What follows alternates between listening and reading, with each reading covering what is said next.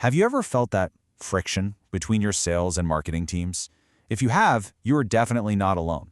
It's one of the most common disconnects in business, and it pretty much always boils down to one thing: what a good lead actually is.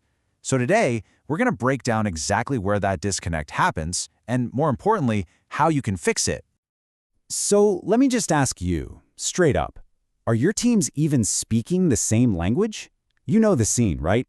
Marketing is celebrating a record number of new leads, but sales is just groaning because they know most of them are going nowhere. This isn't just a simple communication problem. Oh no, it's a revenue problem, a big one. This gap, this failure to get on the same page, could be the very reason your hottest leads are just falling right through the cracks and you're losing out on who could have been your best customers.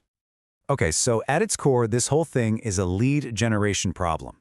And it all starts with two little acronyms that cause a world of confusion: MQL and SQL. Seriously, understanding the difference here is the first, most crucial step to solving this whole puzzle.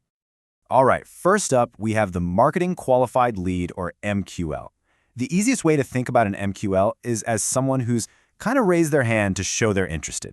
You know, they downloaded a white paper, they signed up for your newsletter, maybe they watched a webinar. They're curious, for sure, but, and this is the key part, they are not necessarily ready to buy anything yet. And then you've got the Sales Qualified Lead, the SQL. This is an MQL that has graduated. They've moved past just being curious and are now showing real buying signals. Maybe they keep visiting your pricing page, or they actually request a product demo. This is the point where the sales team looks at this person and says, okay, now we're talking. This lead is worth our time.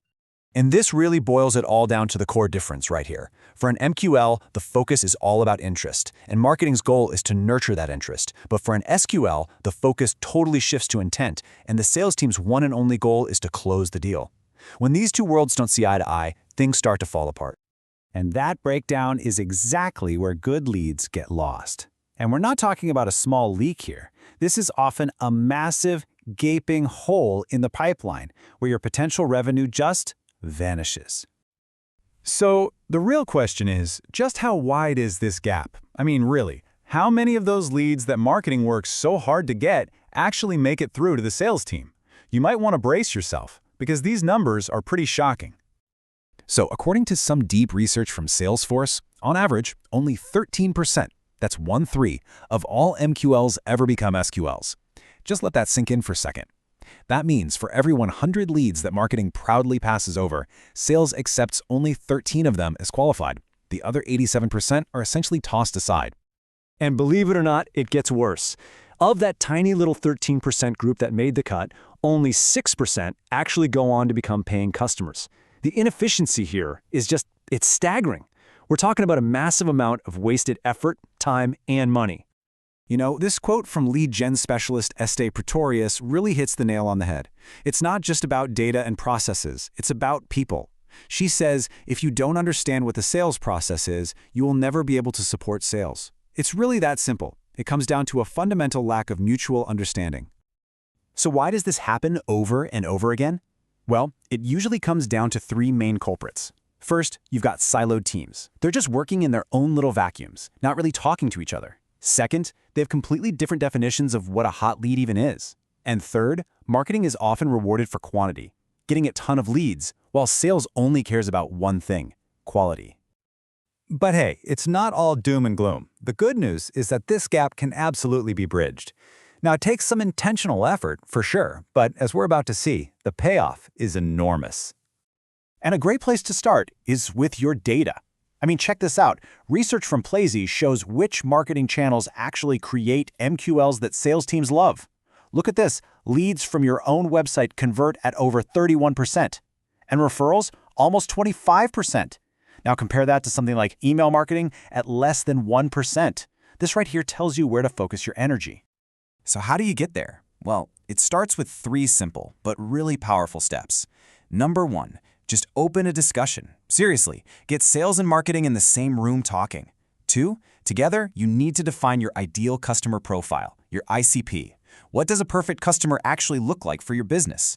And 3, share everything. Make your KPIs and all your data totally transparent across both teams. Now, the goal here is a little bit counterintuitive, but it's so important.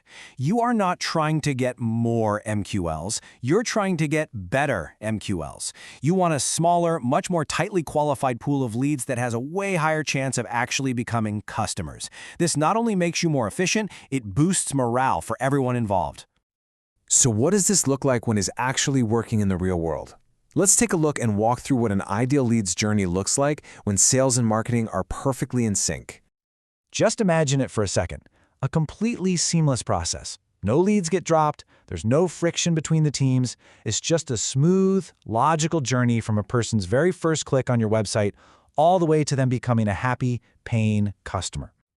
This is exactly what that journey looks like. It starts with a prospect. Maybe they subscribe to a newsletter. They become a lead after they read a few blog posts. Then they hit MQL status by downloading a key guide. They graduate to an SQL after visiting the pricing page and requesting that demo. From there, sales takes over, turns them into an opportunity, and finally, a customer. See? It's a clean, logical handoff at every single stage. So when you really get down to it, here's the biggest takeaway. True alignment isn't a one-time project that you check off a list. It's a fundamental culture shift. It's a completely new, collaborative way of working, where both teams are finally in the same boat, rowing in the same direction toward the exact same goal. And that really leaves us with just one final question for you to think about. When you look at your own organization, at that relationship between your sales and marketing teams, ask yourself this. Are your teams building bridges to connect with each other, or are they building walls to keep each other out? The answer to that question could very well define your company's future.